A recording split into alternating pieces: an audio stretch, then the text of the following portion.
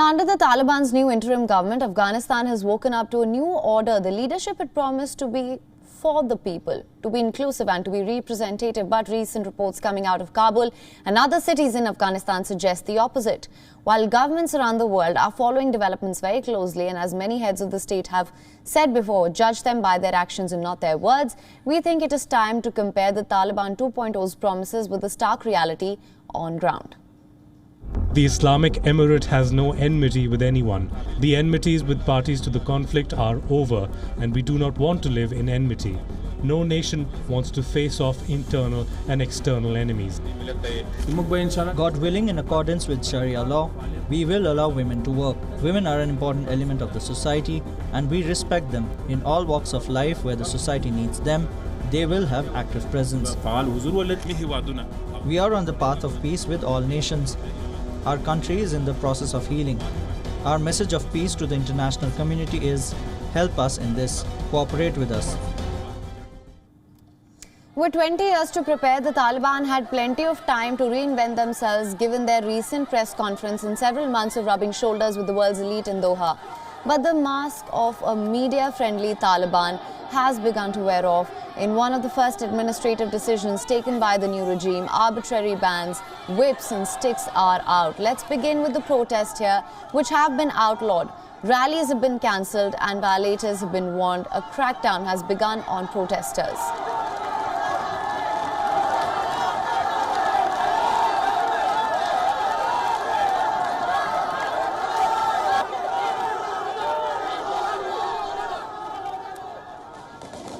It is a decree issued by the Interior Ministry. Citizens have been warned not to hold any demonstrations under any name. Now, demonstrations need permission from the Ministry of Justice and Security, and at least a 24-hour notice must be sought first, and the purpose of the demonstration has to be disclosed. As per the new rule, the consequences will be severe. These severe consequences have already begun to crop up in the form of videos and images. These visuals can be very disturbing to certain audiences. Viewer discretion is advised here. In a video circulating on social media, Taliban fighters can be seen using whips and sticks against a group of women protesting in Kabul. In an astonishing show of courage, the women reacted to the beating by shouting for freedom.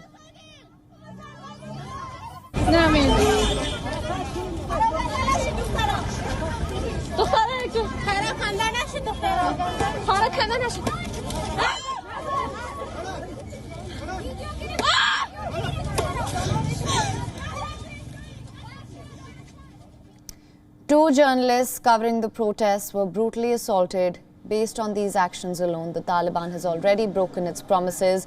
Through these beating and arbitrary bans, it is reminding the world that the more things change, the more they stay the same. The only difference is that its more media-savvy leaders are now trained to hold negotiations and press conferences.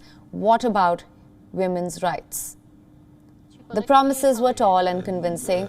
The Taliban even appeared on a news channel along with a female anchor. They opened universities to women and men, but drew curtains in the middle of the classrooms to separate the two sides. And now the Taliban have banned women from playing any sort of sports.